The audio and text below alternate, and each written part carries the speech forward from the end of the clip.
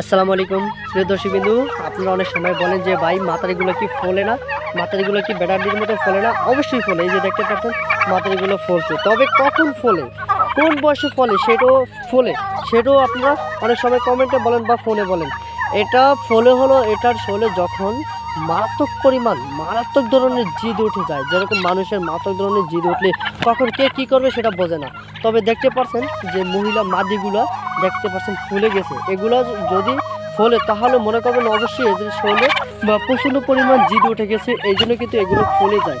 তো দেখতেই পাচ্ছেন দুইটা মুরগি ফুলে গেছে। এটার শরীরে অনেক রাগ নিয়ন্ত্রণ না করতে পেরে এগুলো পুরুষ টার্কির সাথে লড়াই করা শুরু করে দিয়েছে। আপনারা এতক্ষণে বিরতে দেখতেই পারছিলেন এবং দেখতে পারছেন যে দেখেন মাদি টার্কিগুলো নর টার্কির সাথে কিভাবে লড়াই করতেছে।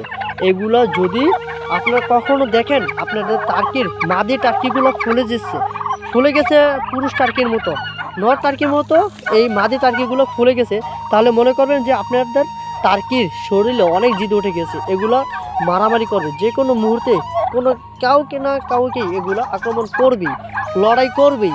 এই জন্য কিন্তু এগুলো ফুলে যায়। তো আপনারা দেখতে পাচ্ছেন এটা কিন্তু মাদি, এটা কিন্তু ফুলে গেছে। তবে এই ফোলা দেখিয়ে আপনার বুঝতে হবে এগুলোর শরীরে জিদ, এই জন্য এরা ফুলে গেছে। এই যে দেখতে পাচ্ছেন এটা হাত আস্তে আস্তে আগাইতেছে ওটার সাথে লড়াই করার জন্য। এটা শুধু পুরুষের সাথে যে লড়াই করবে এমনটা না, এটা মাদির সাথে লড়াই করতে পারে, পুরুষের সাথে লড়াই করতে পারে, যে কোনোটার সাথে এটা লড়াই করতে পারে, এটা মাসবি। তবে মনে রাখবেন সবসময় ফুলে গেলে এরা শরীরে জিদ উঠে গেছে, লড়াই করবে, এই জন্য এরা ফুলে গেছে। দেখেন আমাদের 3 বছর খামারের অভিজ্ঞতা, এটা নিয়ে আমরা গবেষণা করে বের করেছি। তবে আপনারা হয়তো অনেকেই অনেকভাবে বাড়ি করছেন কিনা, কি বাড়ি করতে পারছেন কিনা সেটা আমি জানি না, যেহেতু আমি আমার মুরগিগুলো ছেড়ে পালন করি। হ্যাঁ, এই জন্য আমি বুঝতে পারি, মুরগিগুলো 3 বছরের অভিজ্ঞতা দিয়ে বলতে পারি যে মুরগিগুলো যদি ফুলে যায় তাহলে এগুলো অতিরিক্ত মাত্রা অতিক্রম করে এগুলোর শরীরে জিদ বেড়ে যায়, এই জন্য কিন্তু এরা লড়াই করা শুরু করে দেয়।